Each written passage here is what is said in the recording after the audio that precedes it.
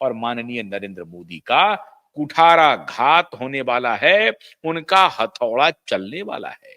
तो कोई ना कोई बहाना बना करके मराठी भाषा का, तो मराठी इसका, अस्मिता का, इसका लेकर के प्रधानमंत्री से समय मांगा और प्रधानमंत्री इसको एंजॉय करते हैं। शरद पवार के साथ प्रधानमंत्री की मीटिंग को प्रधानमंत्री एंजॉय करते हैं, उसको बजाबता। एक तो शरद पवार भी उस फोटोग्राफ को लीक कर रहे थे, बतला रहे थे दुनिया को, और उधर प्रधानमंत्री की भी टीम उनको बढ़ा चढ़ा करके पेश कर रही थी। मतलब मुलाकात यहां हो रही थी, पेशानी पर बल किसी और का बढ़ाना था, तो पेशानी पर साहब बल बढ़ गया किसी का, और ये हालत हो गई कि इस मुलाकात के बाद घबरा गए पिता पुत्र। किस मुलाकात के बाद? शरद पवार और प्रधानमंत्री की मुलाकात के बाद घबराए हुए थे, और इसीलिए पिता पुत्र ने कहा कि साहब अगर वो मुलाकात कर रहे हैं तो हम भी मुलाकात करेंगे। वो भी गुलदस्ता लेकर के मिलने लगे। किनसे साहब? मिलने के लिए आ गए वो फडणवीस से। प्रधानमंत्री ने मिलने का वक्त उनको नहीं दिया।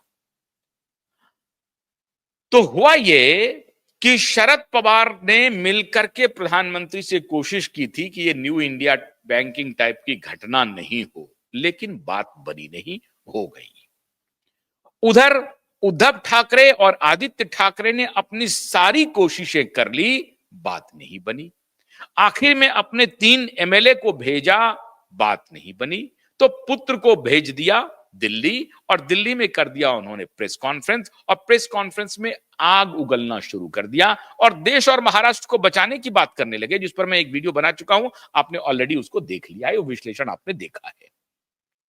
शरद पवार ने जैसे ही एकनाथ शिंदे की तारीफ की कि आप समझिए बाप बेटे की, पूरे परिवार की, ठाकरे की नींद हराम हो गई, और ठाकरे के साथ जो उनके यस मैन थे, महाराजा यस, महाराजा यस, ये कहने वाले जो थे, वो विचलित होकर के अभद्र भाषा पर उतर आए। वो अपनी नाराजगी प्रकट करने लगे। अगर कोई अच्छा आदमी कह दे संजय राउत को, तो 4 गालियां भी निकाल दे, अगर कैमरा ऑफ हो जाए तो निकालते भी होंगे।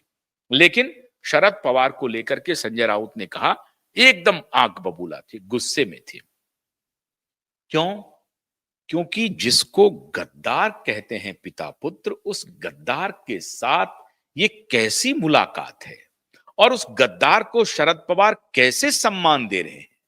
खबर आ रही है कि देवेंद्र फडणवीस और एकनाथ शिंदे के बीच बहुत कुछ बहुत अच्छा नहीं चल रहा है। बहुत कुछ बहुत अच्छा, इसका मतलब है कि अच्छा है, लेकिन उतना अच्छा नहीं है जितना अच्छा की कल्पना लोग सामान्यतया करते हैं। और उस अच्छा नहीं होने के पीछे देवेंद्र फडणवीस नहीं है या एकनाथ शिंदे नहीं है। खबर आ रही है कि एकनाथ शिंदे और देवेंद्र फडणवीस के बीच में अगर कोई प्ले कर रहा है तो वो अजित पवार है। अब देखिए साहब, अजित पवार चाहे कुछ भी हो जाए, अपने चाचा से थोड़ी दूरी तो बना करके रखेंगे, लेकिन कहा जा रहा है अभी कि अजित पवार की फडणवीस से नजदीकी बढ़ी हुई है। लेकिन ये नजदीकी तब तक है जब तक उनका भला हो रहा है। जिस दिन उनको लगने लगेगा कि भारी नुकसान है, वो पाला बदल सकते हैं। इनके ऊपर कोई भरोसा नहीं किया जा सकता है। अजित पवार और शरद पवार के ऊपर आप भरोसा नहीं कर सकते हैं, ये भरोसे के लायक नहीं है।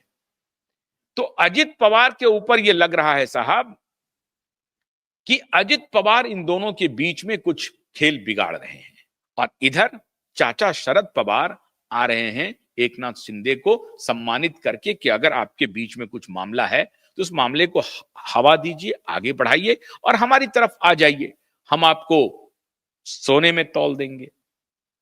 लेकिन दिक्कत यह है कि एकनाथ शिंदे और अजित पवार ये दोनों भी छोड़ के चले जाए ना, तो टेंटर हुक पे रखा हुआ है उद्धव ठाकरे को। 132 विधायक चाहिए उनको, 13 से ज्यादा की जरूरत नहीं है। तो 13-14 विधायक वो फौरन अपने तरफ कर लेंगे।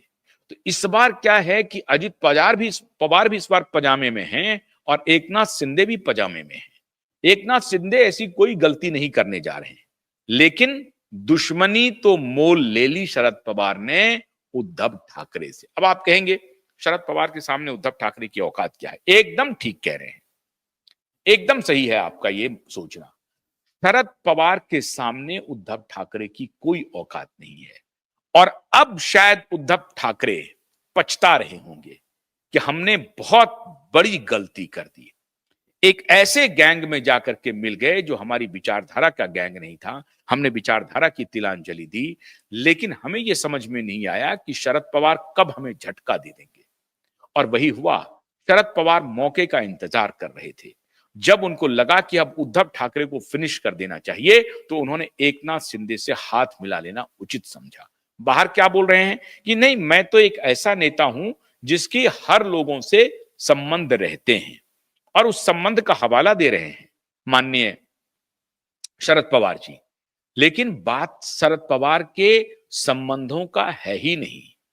बात यह है कि अब एकनाथ शिंदे को कोशिश हो रही है कि एकनाथ शिंदे को पहले तोड़ा जाए, डिस्टेबलाइज किया जाए।